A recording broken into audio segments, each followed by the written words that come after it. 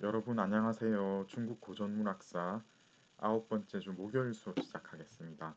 오늘 수업은 지난번에 예고해드린 바와 같이 서술형 답안을 어떻게 작성을 하는지에 대해서 제가 말씀을 드리는데 그렇게 어려운 거 아닙니다. 예, 좀 간단하게 여러분들이 요령을 익힐 수 있을 거라고 생각하고 있습니다. 자, 그리고 이번에 지난번에 초당 시기를 좀 했고요. 그죠? 그래서 이번 수업에서는 성당 시기가 주가 되어야 되는데 먼저 성당 시기를 개괄적으로 한번 설명을 드리고 초당에서 성당 교체기를 좀 다루어야 되겠어요. 그래서 상관완아라는 인물에 대해서 말씀을 좀 드리고 그리고 나서 지난번에 예고했던 것처럼 근체시의 형성에 맞춰서 시들에서 어떤 경률의 변화가 있었는지 초당에서 성당으로 넘어가는 시기에 대해서 잠깐 살펴보는 시간을 마련할 예정입니다. 그리고 이제 본격적으로 성당 시인과 성당 시에 대해서 작품을 같이 읽으면서 이들의 문학의 경향에 대해서 어, 같이 이제 공부를 해보도록 하겠습니다. 오늘 성당시가 끝나지는 않겠어요. 두보 200 앞에서 아마 끊기게 될 것 같습니다. 자, 그리고 다음 주 수업은 200 앞에서부터 시작을 해가지고 200 두보를 포함해서 중단까지 넘어가는 걸로 알고 계시면 되겠습니다. 자, 우선 서술형 답안 작성 요령에 대해서 말씀을 드리는데 모든 글쓰기는 3단 구성이 기본입니다. 그래서 서론, 본론, 결론 아무리 짧은 글이라도 세 줄만 넘어가게 되면 3단 구성을 취하는 게 기본입니다. 어, 그래서 이제 마지막에 이 결론에 해당하는 짧은 글까지 써야 되는 게 원칙인데 이번 학기에는 이 결어에 해당하는 거는 이게 이제 사실 채점하는 선생님마다 이거를 안 보고 넘어가는 선생님도 많고 그렇기 때문에 2단 구성에 주안점을 두고 연습을 하겠습니다. 그래서 처음에 이제 한두 문장으로 개괄하는 문장을 먼저 제시하는 연습 이게 제일 중요합니다. 그리고 이어지는 문장이 여기에 맞춰서 자연스럽게 흘러가도록 특히 문장이 바뀔 때마다 음, 구성 요소가 바뀔 때마다 그 전환할 수 있는 전환어를 잘 쓰셔서 이 문장 전체적으로 봤을 때 읽는 사람으로 하여금 편하게 읽힐 수 있도록 이렇게 서술형 답안을 작성하는 게 여러분들이 이제 부족한 것 같아가지고 그런 연습을 계속 해야 되겠습니다. 자, 그래서 목표는 읽는 사람 여기서는 채점자가 해당이 되겠죠. 채점자의 눈높이에 맞춰서 답안을 작성을 하셔야 된다는 겁니다. 채점자의 심리 상태를 여러분들이 파악을 하셔야죠.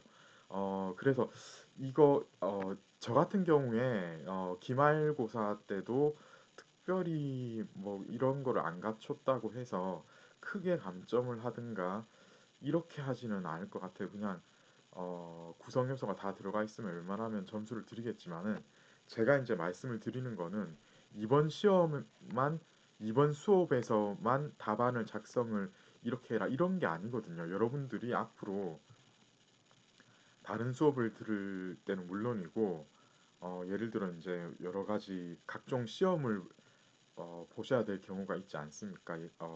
고시는 물론이고 언론고시 같은 경우도 그렇겠죠, 그죠? 예, 보면은 서술형으로 주관식을 답안을 작성을 해야 된다면 이런 식으로 해야지만 여러분들이 높은 점수가 기대가 될 수 있기 때문에 제가 이제 여러분 중간고사 답안을 읽어보고 난 뒤 이런 거는 좀 예, 꼭 같이 연습을 해야 되겠다 이런 마음이 들어가지고 지금 얘기를 하는 겁니다. 그래서 여기에 대해서 뭐 너무 큰 부담은 갖지 마시되 이런 거를 알아두면은 기술적으로 주관식에서 다른 시험에서도 높은 점수를 받을 수 있는 그런 요령이 될 수 있는 거니까 알아두시면 좋겠습니다. 자, 우선 일반적인 답안의 경우를 보겠습니다. 제가 중간고사 때 질문한 것 중에서 남쪽하고 북쪽의 지형적인 특징에 따라서 중국 문학사가 어떤 식으로 전개되고 있는지에 대해서 질문을 한 적이 있습니다. 그러면 보면 이제 일반적으로 이렇게 작성을 하셨어요. 이게 지금 PPT 화면이라서 몇 줄인지 한번 볼까요? 하나, 둘, 셋, 넷, 다섯, 여섯, 일곱, 여덟, 아홉, 열 줄이지만은 실제로 이거를 워드 파일이나 한글 파일로 작성을 하시면은 6줄에서 7줄 정도 나올 것 같습니다. 그래서 5줄에서 8줄 정도로 쓰라고 한 그 조건에는 부합이 됩니다. 그래서 보면은 내용상으로는 사실 모든 것을 다 갖추었습니다. 그랬기 때문에 이렇게 이제 작성을 하시면은 제가 점수를 다 드렸고 그런데 기말에서는 조금 감점이 있을 수도 있을 것 같습니다. 큰 감점은 아니겠지만 여러분 여기 보세요. 황하 이북하고 장강 이남으로 두 개로 나누어서 작성을 했습니다. 그런데 문제점은 뭔가 하면 내용은 전부 포함을 시켰지만 일단 이 두 개는 서로 분리가 잘 되어 있다는 느낌이 안 들고 억지로 찾아야 됩니다. 이 황하 이북은 이렇구나. 장강 이남은 또 이렇구나. 이런 식으로 찾아야 되거든요. 어, 그런데 하이라이트를 쓴다든가 뭐 색깔을 변환한다든가 이런 거를 하지 않고도 글 내부에서 여러분들이 이런 것들을 처리할 수 있는 기술이 있습니다. 그것을 제가 지금 말씀을 드리는 건데요. 그래서 독자가, 채점자가 읽기 편하게 구성을 하는 게 원칙입니다. 제가 지금 여기서 아까 조금 전에 보여드렸던 그 답안지에서 딱 두 가지만 바꿨습니다. 처음에 뭐를 했냐면 한 줄짜리 개괄 전체를 개괄하는 문장을 하나 갖다 붙였습니다. 두 번째로 한편 그에 반해 반면에 이런 전환이 일어나는 접속어에 해당하는 전환어를 이렇게 삽입을 했습니다. 물론 제가 이게 지금 강조하려고 빨간색으로 표시를 했지만은 여러분들이 실제 답안을 작성을 하실 때는 그냥 평범하게 이것도 이제 까만색으로 작성이 되었겠죠. 그런데 이것만 이렇게 가미를 해도 읽는 사람 입장에서는 벌써 시작을 하면서 이런 내용으로 쓰겠구나 하는 마음을 그 뭐야 이제 먼저 처음에 서두가 이렇게 딱 나오니까 어, 읽으려는 마음가짐 자체가 벌써 편해집니다. 이런 구성을 취했겠구나 하는 그런 느낌을 처음에 딱 주게 되어 있거든요. 그리고 중간에 이렇게 제시를 했으니까, 네, 이렇게 제시를 이 반면에 이렇게 한번 전환이 일어나기 때문에 읽으면서 이렇게 처음에 여기 딱 읽고 그 다음에 여기서 끊기는구나 생각을 하게 되고 해서 자연스럽게 읽어가면서 이거를 서로 배치가 이렇게 2단으로 되어서 음, 비교해서 읽도록 이렇게 유도를 딱 하게 되어 있습니다. 그래서 이렇게 간단한 작업만 해도 벌써 예, 주관식 채점을 하는 사람 입장에서는 이걸 편하게 받아들이게 되어 있거든요. 그래서 이런 부분들을 여러분들이 생각을 하시라는 겁니다. 실제로는 이제 여기서는 반면에 그에 반해 한편 뭐 이런 것을 제외하고는 앞에 이제 얘기했던 것 중에서 첫 번째 문장을 한 문장으로 제시를 했지만 사실은 이제 두 문장이죠. 그래서 지형적 특수성은 사람의 기질에 영향을 주기 마련인데 중국 문학은 북쪽과 남쪽이 극명한 대비를 이룬다라고 해서 이 전체를 이렇게 구성을 어떻게 했는지까지 소개를 하면서 이렇게 딱 제시를 하면은 되겠습니다. 그런데 제가 이거 구성하기 3은 준비를 안 했거든요. 실제로 여러분들이 이것을 정말 잘 쓰려면은 어, 여기 있는 구체적인 이 제시 방법 있죠. 이런 것들도 훨씬 더 읽기 편하게 바꾸어 주시는 게 원칙입니다. 제가 거기까지는 안 했어요. 사실 거기까지는 바라지도 않고 이번에 75분 안에 이런 것들을 다 해내야 되기 때문에 여러분 시간이 부족합니다. 그래서 이 정도만 하셔도 충분하다. 그런데 여러분이 실제로 여러분의 운명을 좌우할 중요한 시험을 치셔야 된다면은 이 안에 것도 훨씬 더 매끄럽게 만들 여지가 있다. 이런 말씀을 드리겠습니다. 어, 신뢰를 하나 더 드리겠습니다. 부의 발전 과정에 대한 건데요. 역시 지금 보시면은 대부분의 학생들이 이렇게 작성을 하셨습니다. 먼저 대부 이야기를 하고, 그 다음에 서정부 이야기를 하고, 그 다음에 이제 영물부 이야기를 하고, 이렇게 해서 끝나고 있는데요. 사실 이렇게 해도 제가 거의 만점을 드렸거든요. 이 작성에서도 보면은 처음에는 아무 제시를 안 했지만 이후 한편 이런 식으로 전환어를 마련을 하셨다면은 훨씬 읽기 편한 글쓰기가 된다. 이렇게 말씀을 드리겠는데요.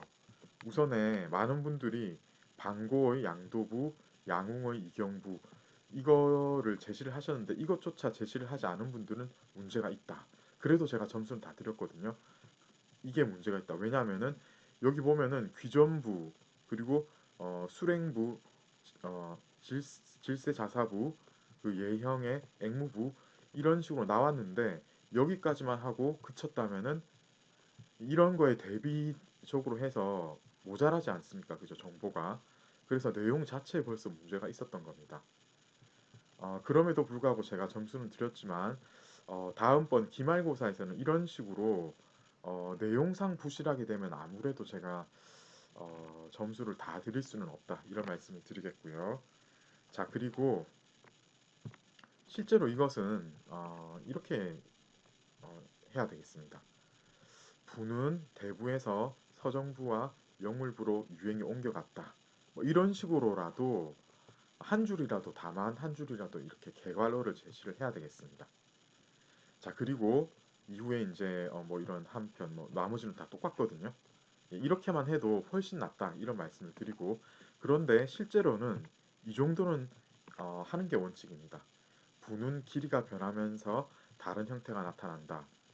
두 번째 문장 한대 초기에 초사체나 소체부가 유행하다가 이후에 대부로 발전하였으며 후기에 편폭이 짧은 서정부, 영물부가 등장하였다. 여기까지 하셔야지 이제 완벽한 답안이라고 하는데 할 수 있겠는데 우선 여러분들이 대부분 이걸 놓쳤습니다. 한대 초기에 초사체나 소체부 이게 유행하다가 나중에 긴 형태의 대부가 발전하고 발전적으로 나오고 그 다음에 후기에는 또 짧아지는 형태로 이렇게 나오게 됩니다. 따라서 부가 길이가 처음에는 짧다가 길어졌다가 다시 짧아지는 이런 형태가 지금 형태의 변화가 있거든요. 그래서 지금 처음에 이런 식으로 소개를 했고 형태 이야기를 합니다. 그 다음에는 이제 시기적으로 봤을 때는 이런 변화가 있었는데 이 길이하고 형태의 전체적인 그런 거를 같이 이제 봐주는 이런 개괄호를 등장을 시킨 겁니다.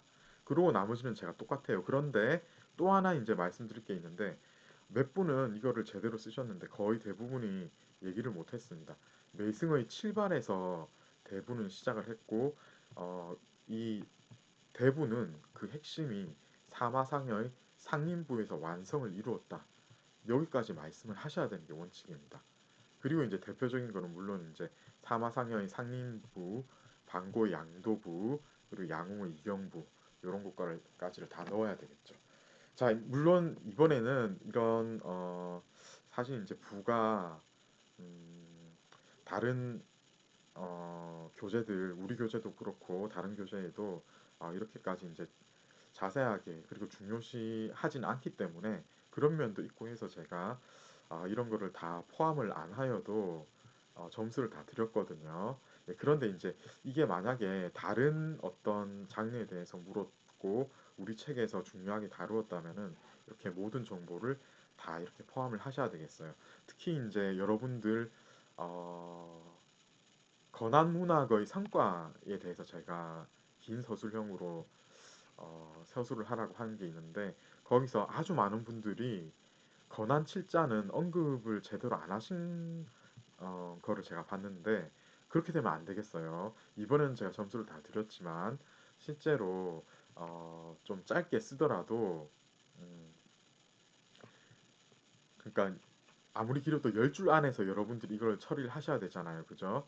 그 안에 짧게 하더라도 어, 그런 정보들을 다 다룰 수 있게 그렇게 기술껏 여러분들이 답안을 작성하셔야 되겠습니다. 그러니까 이게 짧은 글 안에 여러 정보들을 축약해서 제대로 이렇게 구성까지 나눠가지고 하려면은 실제로는 노력이 많이 필요합니다. 그런 것들을 여러분들이 아시고 대비를 잘 하셔야 되겠어요. 이렇게 한번 여러분들이 어, 짧은 글로 축약하되 정보를 제대로 그리고 구성을 잘 해서 하는 연습, 글쓰기 연습을 계속 하시면은 여러분 글쓰기 쓰는 요령이 비약적으로 발전하실 거라고 생각합니다. 자, 이제 본 수업 시작하겠습니다.